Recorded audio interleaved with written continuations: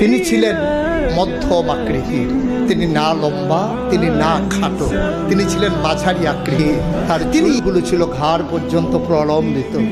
তিনি কখনো বা চুলের মাঝে যখন তৈল দিয়ে আঁচড়াতেন, কোকড়ানো চুলগুলো যখন ঢেউ খেলতো, অবাক বিস্ময়ে সাহাবারা তাকিয়ে দেখতেন, মনে হতো মৃদুমন্দ ঢেউ দেখা যায়।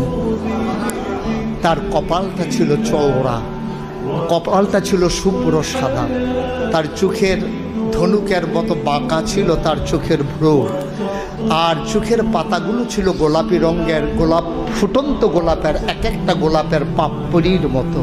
তিনি কখনো বা যখন একটু চোখের পলক ফেলতেন, চোখের পাতাটা যখন নড়ে উঠত, অবাক বিস্ময়ে মানুষ তাকিয়ে দেখতো, মনে হতো মৃদুমন্দ বাতাসে যেন ফুটন্ত গোলাপের এক একটা গোলাপ পাপড়ি মনে হয় যেন দোল খাচ্ছে। তার চোখের সাদা অংশ ছিল রক্তিমাভ সাদা, কালো অংশ ছিল তার কৃষ্ণ কালো।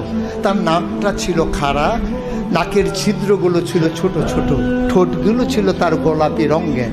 তিনি কখনো বা যখন মুচকি হাসতেন, ঠোঁট দুটো যখন একটু ফাঁক হতো, অবাক বিস্ময়ে মানুষ তাকিয়ে দেখতো, মনে হতো কোথাও যেন বিজলি চমকিয়েছে।